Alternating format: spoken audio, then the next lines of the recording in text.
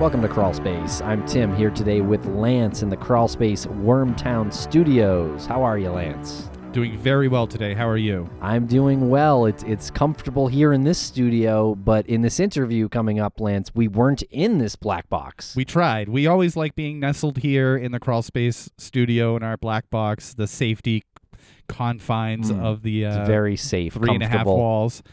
And we planned on having Chloe and Lou in, and there's some raucous behavior that goes on upstairs, especially on a Sunday, where it shakes the ceiling and deposits little bits of dust particles all over the place. So once a week, we got to clean up in here, and we had to take this one. As you said, we had to call an audible, and we had to take this one down the street. Wormtown coming through for us once again. And so what we have is a really interesting and in-depth conversation with Lou Barry, who is a private investigator, former law enforcement. He was a police chief. Guy is pure law enforcement. I don't think he's ever had a job in his life that didn't have anything to do with law enforcement. Even in his years now, he's still contracted as a licensed private investigator, and he's been working with Greg Overacker and with Bruce Maitland and others on Brianna's disappearance. Yeah, he's great, and he really is doing some fine work right now on Brianna Maitland's case behind the scenes. A lot of things that he can't talk about. So this is actually great that we have him on for the first time because we've been talking to him. We've been friendly with him for well over a year at this point. This is really one of the perks of what we do. If you're into true crime and you're looking at cases and you are using your computer as your vehicle to find out facts, when you talk to someone like Lou, and you hear the facts that aren't out in the public, and you see the inner workings of an investigation, that is really one of the true perks, and we're really honored and humbled to be in the presence of somebody who will say, oh, this thing's been looked at, and we're currently looking at this, and we look at each other and we say, how can we possibly be involved with this and not know that? And it's because of the way law enforcement works. They just don't distribute information willy-nilly. Right, and there's also a lot of like rumors and theories out there in Brianna Maitland's case if you look online. So this episode, this conversation with Lou, is really kind of designed to clear some of that up, some of that conjecture out there. We have a whole segment where we're just trying to clear up what is a fact and what isn't a fact, what's speculation. So it's a great conversation and an important one if you follow the Brianna Maitland case. I would even go so far to say it's a great one if you follow any of the missing person cases, because you can see how, even though there is rumor and speculation, someone like Lou does listen to that so that he has more information, and it's not a waste of time for him. He does go through it, and sometimes there is something there. Okay, so we hope you enjoy this episode with Lou, and Chloe joins us as well. Thank you to both of them for making the trip out. So follow us on Twitter at Crawlspace Pod. We're also on Facebook and Instagram at Crawlspace Podcast. Thank you very much.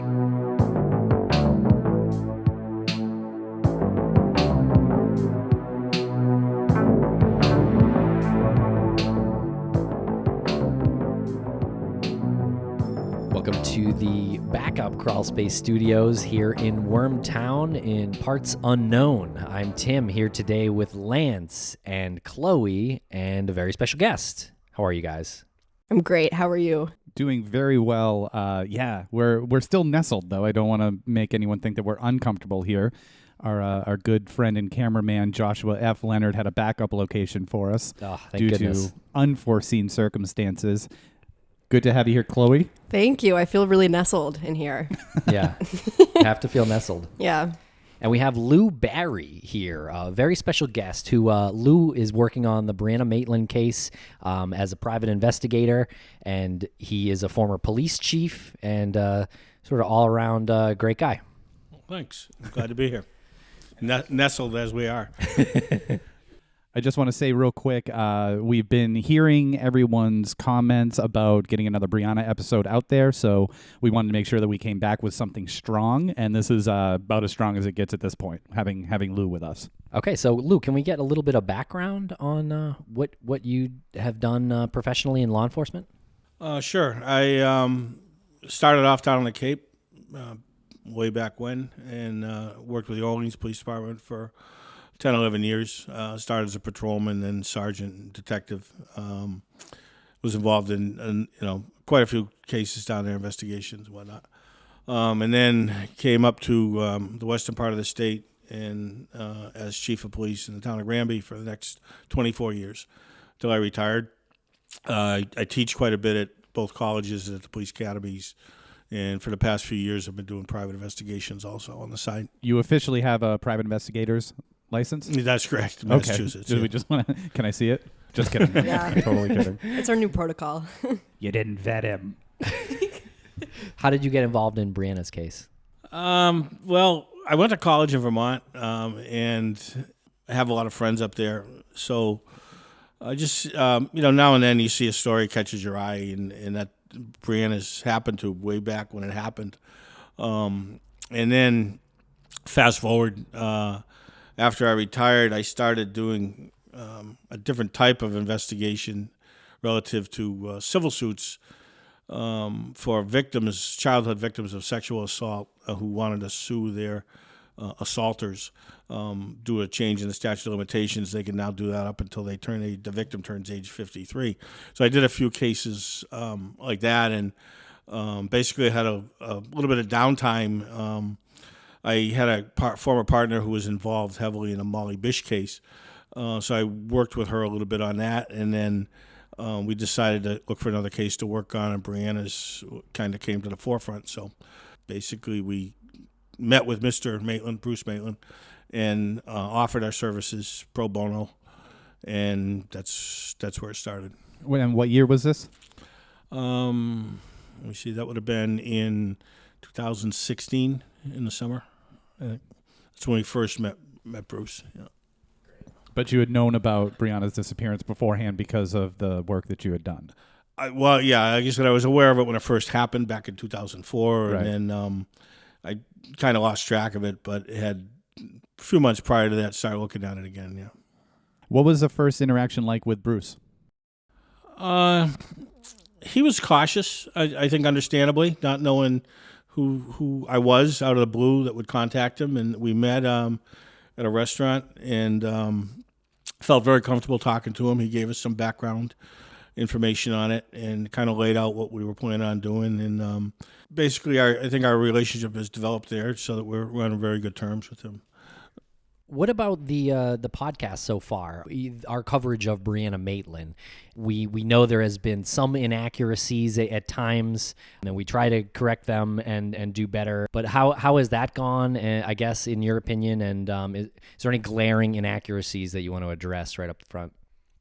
I can't think of any off the top of my head that haven't already been addressed. There has been some, obviously, and I think you're well aware of that, and there's no point in rehashing or perpetuating things. But I think they're great in the sense that they get awareness out there, and cases are solved two ways, by forensic evidence or by information. And obviously, in this case here, there probably will be no forensic evidence, but so information is going to solve the case, and information comes from people, and the more people that are aware, then the better chance are of solving a case.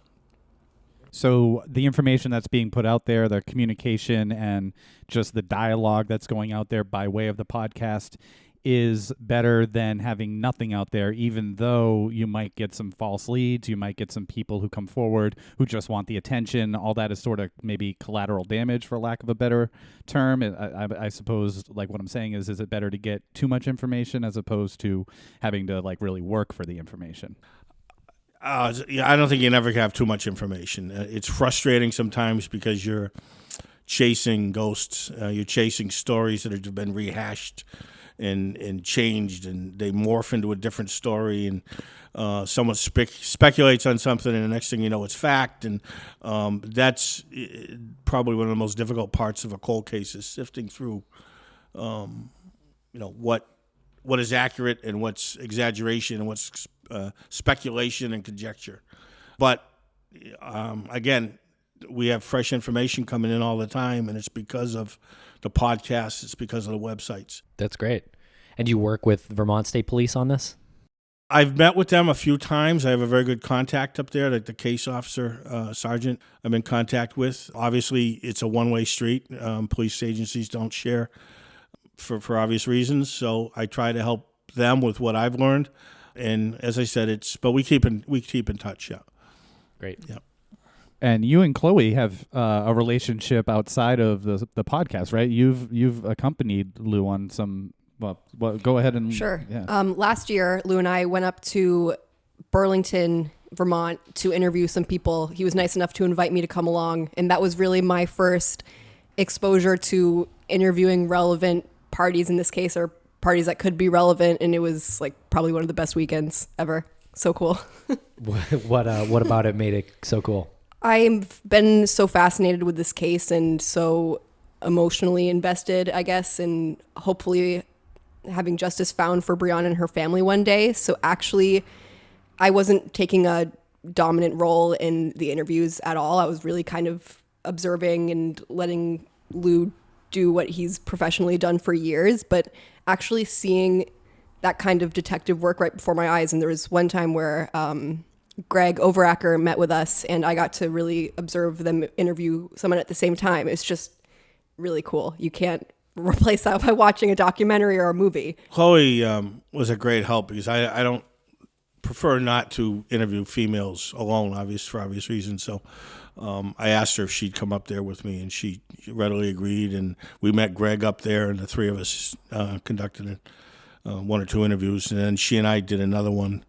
I think her eyes were opened a little bit to a different type of lifestyle in the second one, but it went well, and it was great to have her not only to be there, but offering kind of a different viewpoint, a different perspective than mine. You know, she's got a good background in psychology and has dealt with some difficult issues and everything. So it was really very, very, very helpful to me. And this was all in relation to Brianna's case. Yeah. I think there were 3 people we spoke to, and all of them, one way or the other, either came forward with leads, either directly to Lou or in the past, or had been associated with people that we were interested in. That must have been a hell of a dynamic going in there with yourself, Greg Overacker, and Chloe. And I'm picturing like good cop, bad cop, and I'd sing like a canary. Oh my God. Yeah, it's like if this guy's not going to be nice to me and I'll give the answers, this guy's going to be mean to me, or this young lady is going to psychoanalyze me until I'm on the floor crying. So it's just it's a win-win-win for you guys. She actually came with me a second time out to Great Barrington, where we interviewed and met a woman who had some close ties to the case. And again, I think Greg met us out there too, didn't he? He did. And the 3 of us interviewed her as well. So she's been a big help. And a lot of times I'll bounce things off of her. You know, what do you think about this? What do you think about that? Particularly as it comes to the psychological aspect of things. So. And that really comes into play a lot. Yeah, it that's really great. does. What is your relationship with Greg Overacker, other private investigator who's working on this case? I met Greg obviously through Bruce, and he told me that, you know, Greg had been on the case for a number of years now. So I contacted Greg, and it was like, sure, yeah, he was glad for the help, and he sent me, a case of files, and I had an intern at the time through one of the classes I teach who came to the house and spent probably 6 hours scanning documents into the computer so we could return them to Greg. But Greg was great. He shared everything he had, and we work together closely now.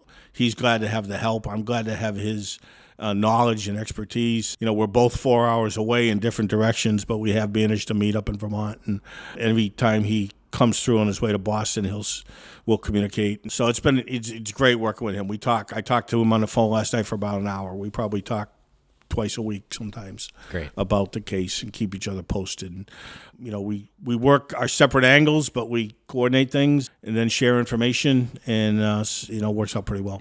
I think that this case is really lucky to have both of you, honestly. Just, I'm sure that you, Tim and Lance, have seen that not everyone gets along in other cases, and having...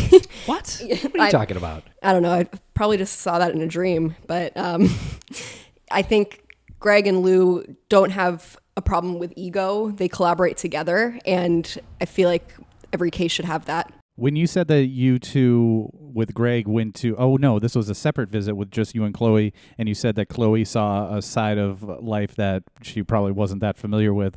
What was that? A witness, our potential witness, I guess, who interviewing that was telling us about how she made her income doing live online video broadcasts from her bedroom. It's kind of like what we do with podcasting, right? Yeah, she's a YouTuber. Yeah, kind of the same thing. Yeah. Yeah, I guess so. Probably has a Patreon. I don't think that's what Lou was getting at. I think it was a little bit more on the down low than that. Okay. Yeah, Fair enough. Yeah. You could forward, just for research purposes, could you forward the hyperlink to us? And gosh. just so we can, So let's get into fact versus speculation here, based on some case news, some case information. I think this is really something good to run by you, if that's cool with you. I think people that are in the Facebook groups have seen that. I think you're pretty good at catching a speculative thought as it progresses. And I mean, it's not like you're commenting on everything, but I will see that if sometimes people can get really off track based on things that they've heard, and you're really great at explaining, here's what's speculation, here's what's not. So why not do it here? Okay, so the first one here we have Brianna Maitland was told don't go to work when shopping with her mother the day she went missing. Is that true or is that speculation? That's total speculation. There's never, that I'm aware of, been any confirmation that she talked to anyone. I know the story goes they were shopping and she all of a sudden had to leave, and then afterwards she was agitated, and someone speculated, well, she saw someone and they warned her, and then there's another story about exactly who warned her, and that now has turned into fact for some people that this individual warned her. And the fact of the matter is, that can be explained by other reasons also. As far as Brianna goes, she smoked cigarettes at the time. She didn't smoke in front of her mother. She had taken the GED exam, got picked up by her mom. They went shopping. She was probably dying to have a cigarette. That's what her dad says anyways. And as far as being agitated goes, well, she had to go to work. It was running late. She had to be to work at the Lantern. She had to go home. She had to change. She had a 20-mile ride to the Lantern. So that could have explained her agitation just as easily as anything else. I mean, I've been to the shopping plaza there, and it was in St. Albans, which is nowhere connected to any of these people involved in this whole thing. So the chances of one of them being in this parking lot in St. Albans and her happening to see them just seems kind of far-fetched. Right. So it would have had to have been someone who knew about this plan later that night, who happened to randomly see Bree and her mom, or somehow followed them from where she took the GED, which is even more unlikely. Yeah, and then this friend that supposedly warned her was later involved. I mean, it just doesn't add up at all. So I don't put any fact in that at all. I don't put any truth to that. And that whole story came from one person in particular, right? It wasn't anything that was ever reported by law enforcement, by the family. It was just based on one person's account. Correct. So that wasn't reported by her mother. Well, her mother said that she left and that she was agitated. Yep. When she came back, when she met her outside, I think they got in a car and she seemed agitated. But again, I've told that wasn't uncommon for Brianna to be agitated with her under circumstances like that. Yeah, like raise your hand if you were mean to your mom when you were 17 as a girl. Yeah, exactly. My hands up. Her mom was shopping. She wanted to go to work. So. Mm-hmm. What about the stories of Brianna owing people money? I've heard that from some reliable sources that she may have, but how much and to whom is all speculation. And there's no indication that a 17-year-old girl would owe enough money that would result in someone causing her harm. I mean, if someone owes you money and you're not going to collect it if you do something to them. So the only way that I could possibly see that come into play is if, perhaps there was some idea of trafficking her or something along those lines. And again, that's pure speculation. I don't want to, say that's a fact or anything else because it's just speculation. And it's not unheard of for someone to resort to violence in response to a debt. But like you said, it's not the most practical way to go about it because you're not going to collect that money. Well, the only time you would do that is if you wanted to send a message to other people. And if that's the case, then it's a public thing. You leave the body where people are going to know what happened. That's how you scare people. It's a statement. To make a statement, correct. Yeah. And that's not the case here. And I can't see her owing enough money that anyone would go to that extreme to to collect. How about this one? True or false? DNA was recovered at the crime scene that law enforcement believe belongs to a perpetrator in the case. I believe there was DNA recovered. As far as who it belongs to, again, it's speculation. She was living out of her car basically for a while, and so she had people in her car doing whatever. And I know there was vomit in the car, but that's been explained as being belonging to an ex-boyfriend from some time earlier. So if there was DNA taken, it's great. However, even if they identify who it belongs to, it doesn't necessarily mean it was anywhere tied into her disappearance. In fact, by the looks of the scene, probably not, because I don't think anything happened in the car. So the presence of DNA in a vehicle, to me, would be kind of pointless, meaningless. And I'm glad you brought up the vomit, because that's something that's pretty widely reported, that Brianna vomited that night. She vomited in her car, or during the course of her abduction. Some people have even gone as far as to say that there's evidence that she was injected with a hot shot, which either caused her to vomit or rendered her unconscious and more easily abductable. Speculation again. It's just. Wouldn't you think that it would be stranger if there was no DNA in the car after seeing the car and realizing that she lived out of the car? Well, I think there's DNA in everybody's car. I mean, you get in a vehicle, there's hair, there's right. Skin fault. Yeah, absolutely. How valuable the DNA I mean, the DNA is valuable if it's at the crime scene and you're trying to identify who's at the crime scene, or if it's on the body and it belongs to someone else. Well, we don't have a body, and realistically, the crime scene was contaminated immediately, almost, or soon thereafter. So DNA in this case, short of finding maybe her clothing somewhere and having DNA on it, I don't see where DNA is going to be a big factor in this case at all. I even think that was reported in the mainstream media that new DNA evidence has been uncovered. And I remember thinking, oh yeah, perfect. They're going to solve this. But I don't know why they'd come out and say that. Maybe just trying to shake things up a little bit. I don't know. It feels like you said, unless there's DNA on an article of clothing that would just clearly suggest something bad happened. It's just, what could you do with any DNA you find in there anyway? Yeah, it's a problem. There's probably a bunch of people's DNA in the car, skin, as we talked about, hairs. There's no way to prove that any DNA found in that car got there from the moment she was taken from the car. Right. The only significance would be if they could identify it belonged to someone who was totally off the radar, never had any known connection to her, and developed as a viable new suspect, or perhaps someone who had a prior record for that, or somebody like Israel Keys, who had been mentioned at one point, or something along those lines. And that's just very, very unlikely, I think, in this particular case. Right, because if it's someone like Keys, then that guy's a professional serial killer. He's not leaving the scene looking like that, and he's certainly not leaving DNA. So, right. So, well, yeah, probably not. Not where they appears that they've found the DNA. There's a picture somewhere where they've taken swats of the car, cut it out, which I assume is where the DNA was, and I think it was mostly in the back seat. So, the fact that anything happened in the back seat that day is pretty unlikely to me.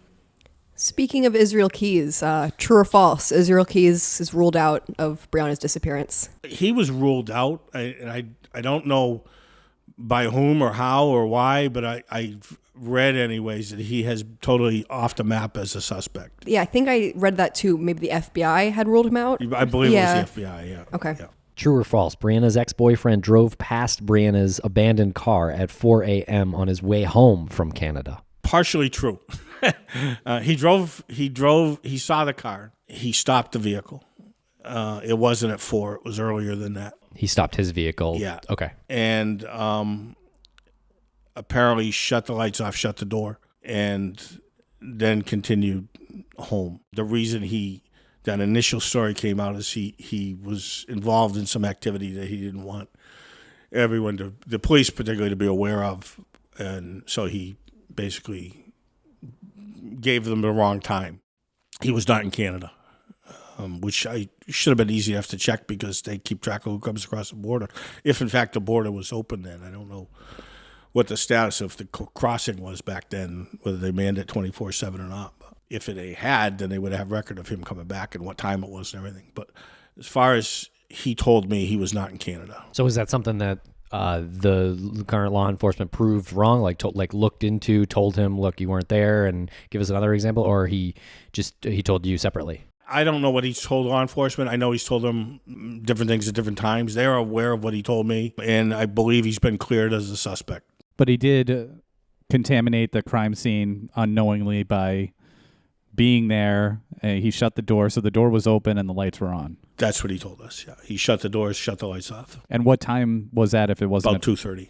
2:30. So that takes like an hour and a half away from a potential time frame that anything could have happened. If he said that he was originally there at 4 and she wasn't there. So now you back that up to 2:30. 2:30, yeah. But, I mean, the car had come by at like 12:30 and she wasn't there. So we know it was a fairly tight timeline anyways. So this person's been cleared, but for the listener out there, they're probably thinking, this guy changed his story. It's suspicious that he drove by the car and he touched it. It's the fact that he's an ex-boyfriend at all should make him a suspect.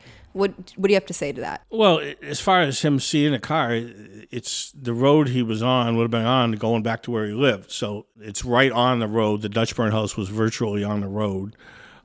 He recognized the car. He stopped. If he was involved, why would he have even interjected himself in the first place and admitted he saw the car? It doesn't make any sense. You don't know anything. There's at least an anecdote that people will use. Oh, it's not uncommon for killers to inject themselves into the case. So I think that's maybe where some people would be coming from. I don't agree with it, but yeah, I suppose if you look at people like Bundy, maybe, right. But this guy's no Bundy. I mean, I don't believe that to be the case this time anyway. How much do you know about him? Did he have a criminal record beforehand? Was he in trouble a lot? And has he gotten into trouble since? Nothing major that I'm aware of. My understanding is just maybe like driving offenses. Are there any persons of interest, at least by the public standards, that you believe should be disregarded at this time? I wouldn't rule anybody out.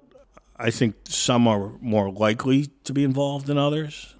It's usually a mistake to rule anyone out 100%.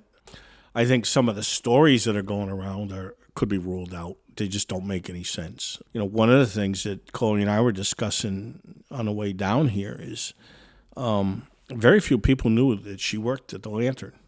She hadn't been there that long.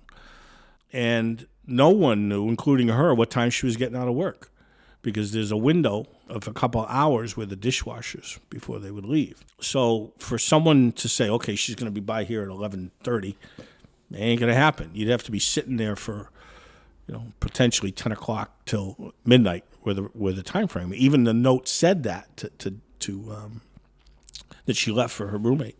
She'd be home. She was getting out sometime between 10 and 12, and she'd be home. So she didn't know. I've talked to the former owner of the place. He said that's right. The dishwashers, depending on how busy it was you never know how long they were going to be there. That kind of leads me to believe that no one was necessarily sitting by the Dutchburn house waiting for her to drive by. At least some of the suspects, I don't think would have the patience to do that. To wait and attack her there. Right. Yeah, right. yeah. So you're talking now maybe more of an opportunistic thing, which kind of leads away from that circle that has always been the main suspects.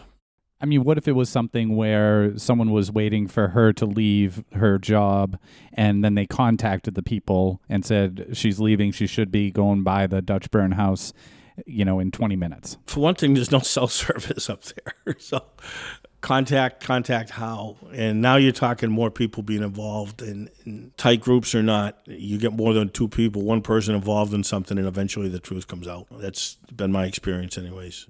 Yeah, I think a lot of people's theories are rooted in that, they knew that she was getting off work and they were waiting to ambush her.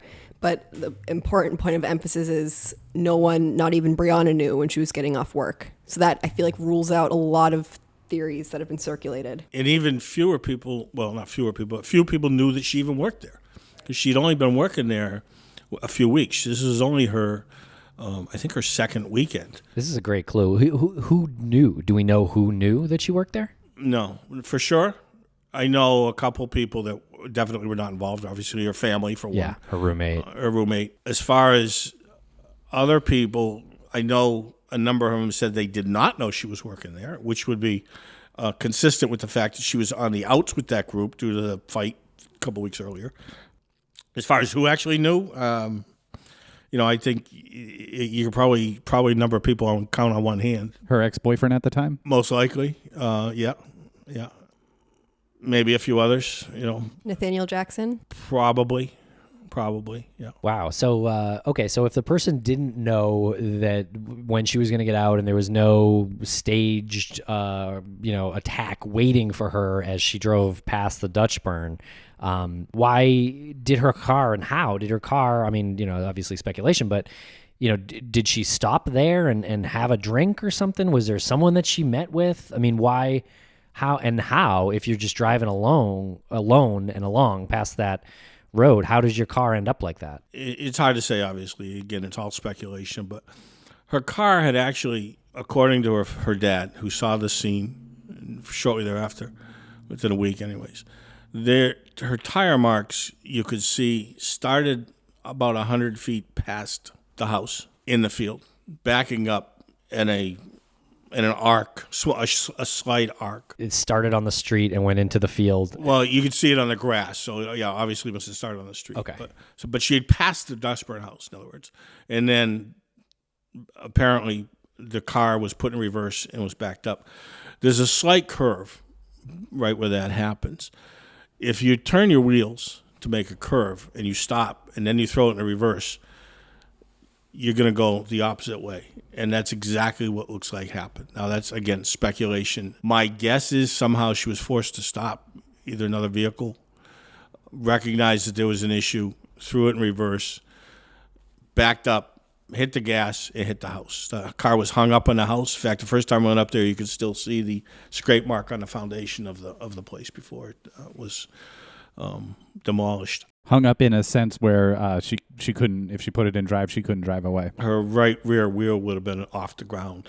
Yeah, very likely. Yeah, without having a vehicle there measuring it, but she was definitely, that bumper was up on the foundation, top of the foundation. So she was driving past and ended up changing plans in a real hurry and sort of in a panic, it seems like, slammed on her gas and threw it in reverse and hit the house. So now the question is, what did she see to make her panic and slam on the gas in reverse? Right. It's anybody's guess. Something that scared her, though. Something that, yeah. Scared her enough to put the car in reverse, because I was thinking, well, maybe she just forgot something at the Black Lantern. Maybe she forgot something and she was going to turn around, but you don't back up like that and whip it around. You would just do like a 3-point turn. And it seemed like an escape rather than, oh, something's in the road, I need to stop or I need to help someone. It sounds like she was really trying to get away.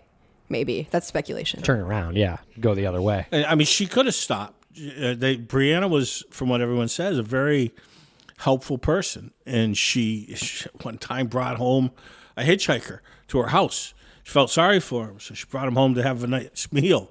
So that's the type of trusting person she was. So, someone maybe with the hood up waves her down, she stops, and then all of a sudden realizes this isn't a good thing. Wow. I don't know. But that, again, speculation. I don't want to put any fact to that because that's just theory, that's all. Were there any other tire marks in the grass that didn't match up with her car? Well, there had been so many vehicles there. Once they found out what was going on, first you had this, the traveler stopped, took pictures. State trooper was there.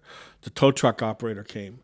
And then by the time when they realized that was the crime scene, of course, I saw one picture. There must have been 8 state police cars there and all sorts of vehicles. So, the scene was relatively contaminated relatively soon. I have one more question about the crimes. I guess it is a crime scene. Yeah, apparently, yeah. Okay. That stretch of road, is it windy? Is it narrow? Is it straight? It's a major route? It's a major route to Montgomery, if there is such a thing. I wouldn't say it's a major route, but it's well-traveled during the daytime. I mean, on the other hand, I sat there probably one day for about 20 minutes and maybe 2 cars went by. So, it's not like Route 91. Right. But it's still the road you get from Montgomery if you're going to Swanton or anywhere west. That's the road you go on. the house is right on a road, literally feet from the road. So anything going on would be readily visible to anybody going by.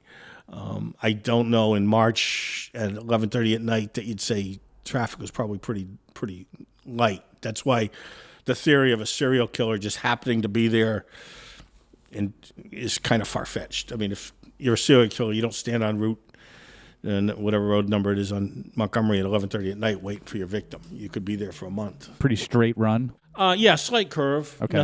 Nothing major, but there is a curve there. In fact, when I first started getting interested in the case, I don't know if I'm sure you're familiar with the story of the two brothers that lived there, the Dutchburn brothers.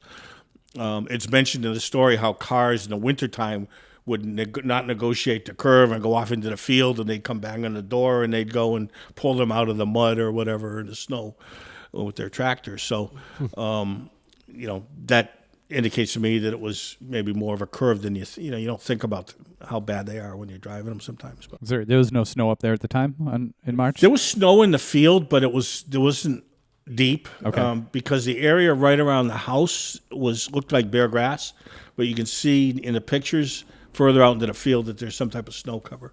Speaking of that area and the Dutchburn house, do you want to tell us a little bit about what the Dutchburn house meant to the community at the time of Brianna's abduction? Was it a place where people met up? Was it a place that had any evidence at all? When I first heard, farmhouse and an abandoned farmhouse and everything, my first thought was it was a place where the kids maybe went to party or something. Initially, when we started talking to our friends, we asked them that, and they were like, "No, it's just a place."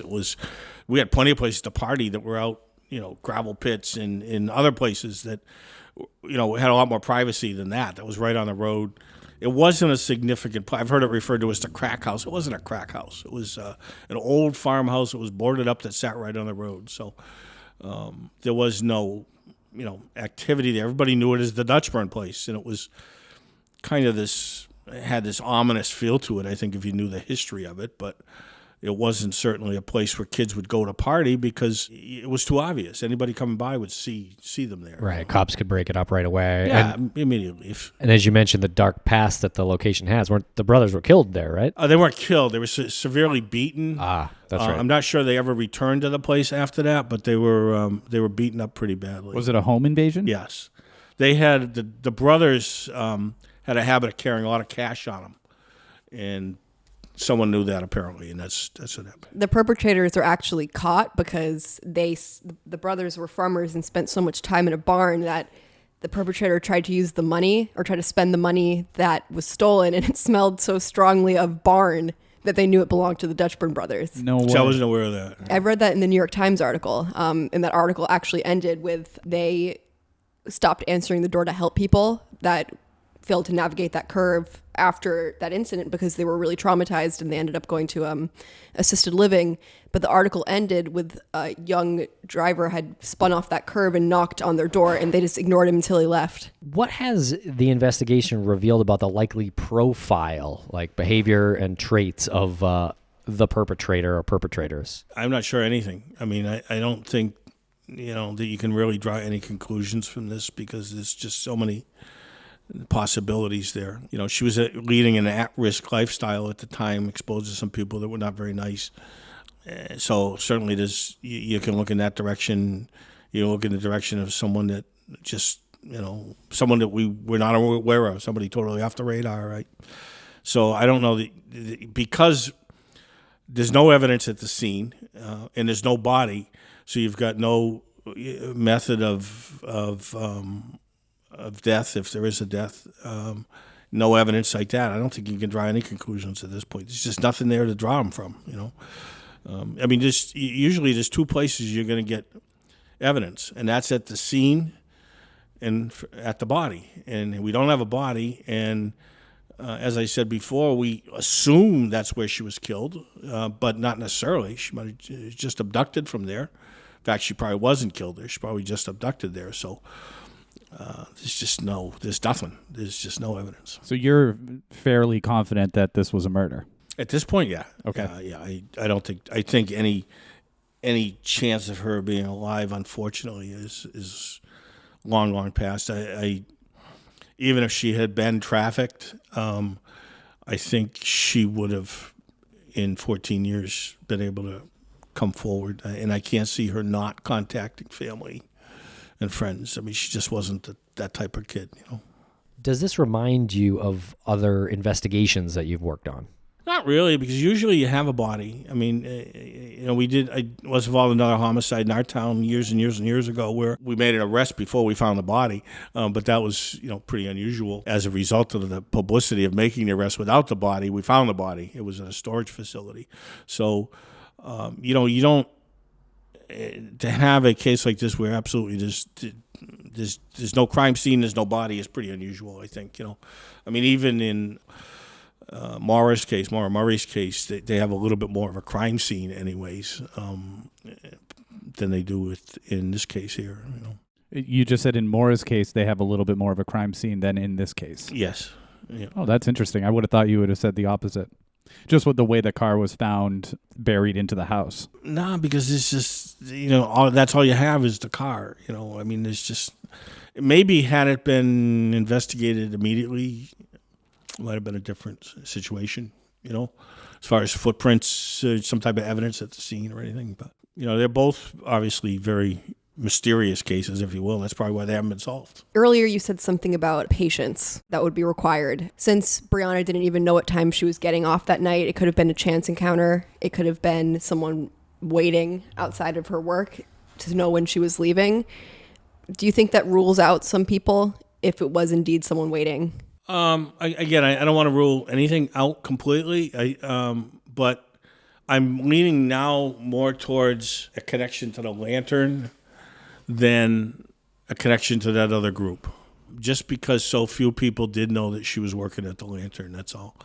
Now, that doesn't necessarily mean the other group wasn't involved, but I'm leaning now more towards a lantern connection. So more towards somebody who either worked with her or somebody who frequented as a customer. I doubt it was anyone who worked with her, but perhaps a customer or someone who lived right near the area or something. That would be, I don't know the layout of the Black Lantern, but wouldn't that be difficult as a customer to develop a fixation with the dishwasher? Because typically dishwashers don't come out onto the floor. Did she bust tables, though? I don't know, but I wouldn't rule it out. I wouldn't rule out the possibility that a customer might have had contact with her. It was reported that she would chat with people at the bar. I don't think she was just always hid away in the kitchen. Yeah, that's a good point. I mean, I think we've all done restaurant jobs and dishwashing jobs, and you do go out and you collect, the bus tubs from the bar, or you go out to get like a drink or something, like a water or a Coke or something. Yeah, I was a bar back for a year or two or something like that, and you definitely have conversations with people at the bar. Yeah. Yeah, especially if there's been in the bar. She's a young, good-looking girl, so would not be surprising at all. Was the Black Lantern something that people who were in transit frequented a lot?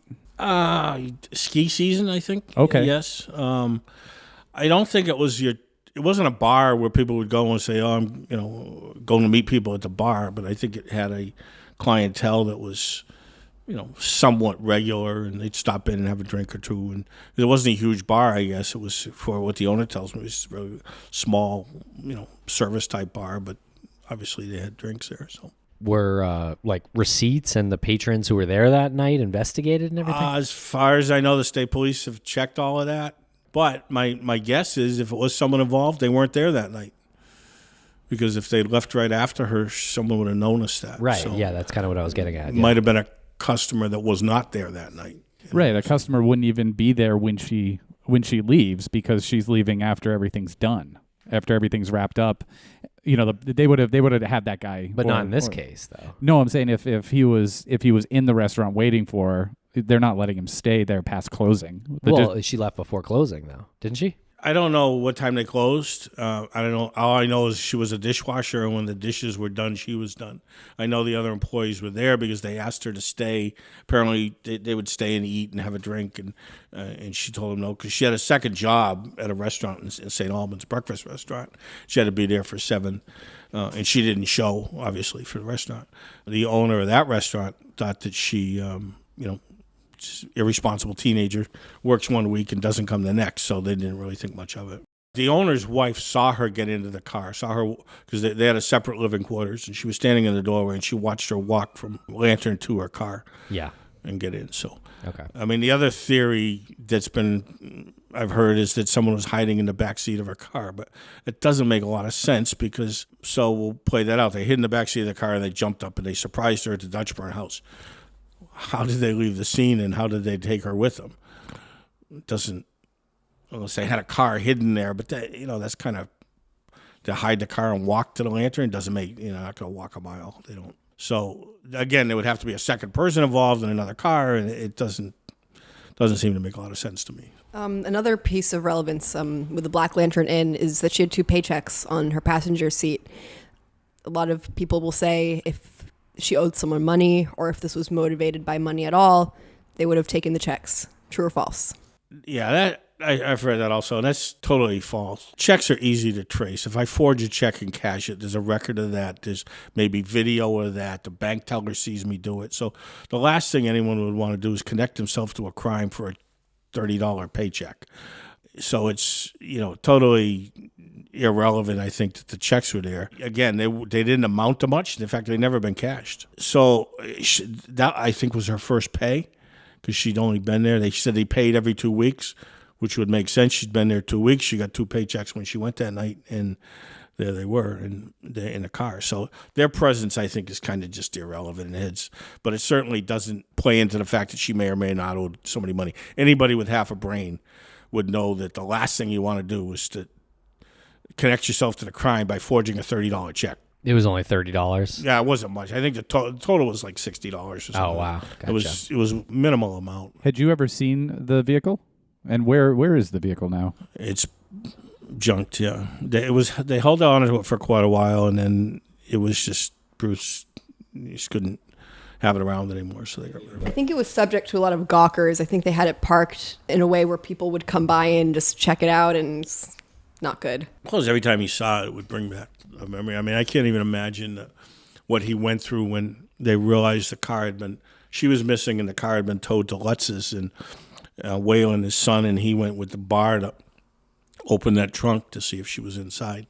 I can't even imagine that seconds of not knowing and not knowing what you were going to see when you opened that trunk. So every time he saw that car, I'm sure it brought back memories. That is a very disturbing moment to even think about how much distress and desperation you must feel. And they moved urgently and quickly. They got that crowbar and they opened up that trunk, probably outraged that it hadn't been done yet. Half hoping she was there and half hoping she wasn't there. Right. When was it officially declared a part of the crime scene? The car, I mean. As I understand it, the timeline goes something like this. She got to work at 11:20. The trooper came by the next day, saw it, threw the necklace and maybe some change or some other small items and back into the car. Went to the Black Lantern to see if he could find out who she was or where it was. And they were closed. So he called Lutz's garage to tow it. And they towed it sometime after 9:30. They didn't have an exact record of when it was towed, but sometime after 9:30 in the morning, they went and towed it.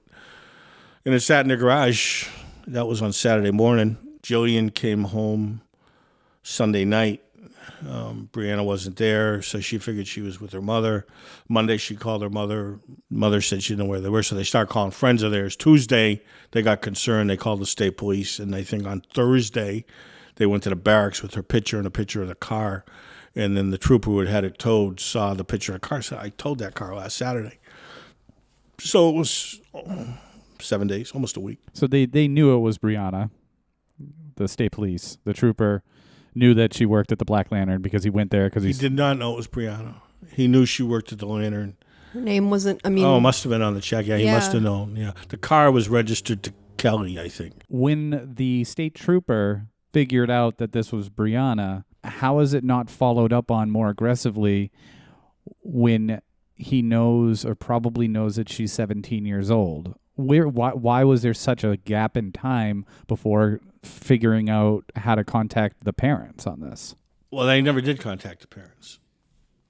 The parents brought the picture to them, basically. So he never contacted them. He went on days off, is the explanation I got. Is that typical for a police officer to Just say, that's out of sight, out of mind for me. It depends on the officer. Yeah. It depends on the agency, I guess. I don't want to be critical because I wasn't there. How big was the garage that they towed it to? It's a one-man shop. Was it typically in Montgomery? But they had a little compound there. I mean, you could easily go by and not notice a car. Okay. It was in Montgomery Center as opposed to Montgomery, which is close by, but another little hamlet, I guess, a little village. She would have been going in the opposite direction of where the vehicle was towed to. So if they went looking for the vehicle, they wouldn't have seen it unless they went in the wrong direction. Then they would normally go. Okay.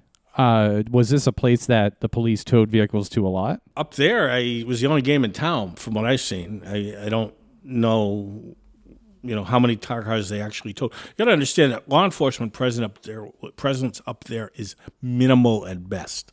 There is no local police, state police. They had gotten away from having resident troopers in the towns. So they're at the mercy of the trooper that was on patrol in that particular area. And they cover a pretty big area. When they needed assistance, they'd call Border Patrol. That was the closest agency that had manpower on. So we're talking a rural, almost remote area with very little law enforcement presence. It'd be interesting to talk to that trooper. So what do you think should be the focus of the investigation at this point? Well, I think any new leads that come in have to be followed up aggressively. Other than that, keep looking for new information. I mean, I think any information that we've had has been pretty well covered. I'd like to think that Greg and I have pretty much gone over everything as best we can. I mean, you never know. Recontacting people sometimes helps because people change their mind, change their stories. They find religion. They a lot of things can happen where persistence sometimes pays off. And that's the advantage, I think, of a private investigator over the police is that we have the time that they don't have because they have such a volume. And they have to react to this fresh stuff happening. And the more time goes by, the less time they have to devote to cases, the older they get. And as a private investigator, you don't, you work your own caseload. So in the pictures that the public has seen of Brianna's car, lights are off, doors are closed. For the people that saw her car soon after it was left there, what was the condition it was left in? I think two people went by prior to 2:30, one of which put the time somewhere between, if I'm not mistaken, 11:30 and 12:30 or something along those lines, and said that I'm not sure about the doors, but the lights were on, or at least the hazard lights or blinker or some light was on. And then someone else went by around 1:30 and basically said the same thing, that the lights were on, or parking lights were on, or some type of lights, but they didn't pay much attention to it. Again, you got to understand up there, it's not uncommon for someone to have an accident and go home. Because if you wait for the police, you could be waiting on a long, long time because they don't come by that much. So it's not uncommon for someone who goes off the road, hits something, car disabled, to get another ride and go home and not even think to call the police and say, hey, this is what happened. It's just a different way of life up there. So lights were on, and then the boyfriend comes at 2:30, and you said he closed the door. That's what he told us. Shut the door, shut the lights. So were both doors open? Both doors open. So what does that say? It could say she was trying to get out one side, the other person came in the other, or it could say there's two people there. Could say anything, I guess. Sure, yeah. And the lights on, and there you said there was a necklace. Was that confirmed to be hers? Yes, and so that would indicate to me there was some type of a struggle, but maybe not. Maybe she knocked it out. If she got out of the car fast, maybe. But that indicates to me that there was some type of a struggle or something there at the scene. And that was found on the driver's side by that door, or we're not sure? I'm not sure. I know it wasn't specified as to where, but I want to say it was, but I'm just... In the photographs taken by the World Travelers, you can see a water bottle on the ground next to the driver's side. Okay. Along with a bunch of other things. But that was the only thing that I could actually identify.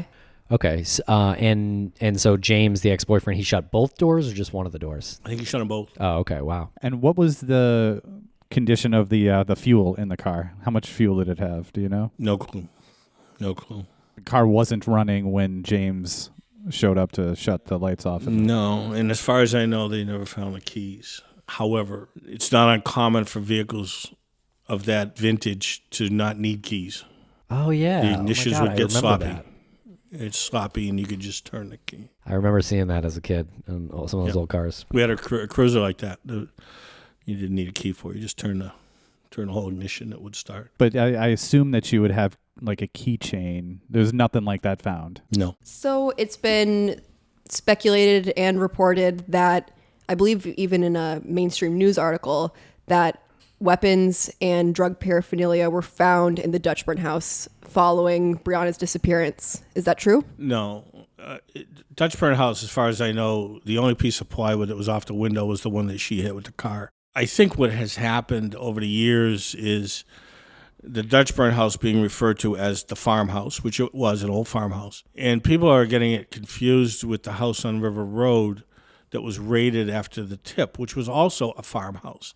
And in that farmhouse, they found a gun and they found drugs and Ramon Ryan's, and he was charged and all that.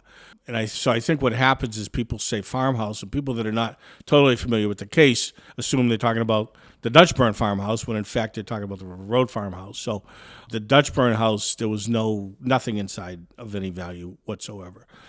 But it's just being confused with the River Road house. Wait, I'm confused. Wait, was it River Reservoir Road. Okay. I'm sorry, Okay. Reservoir I was Road. making sure there wasn't another one.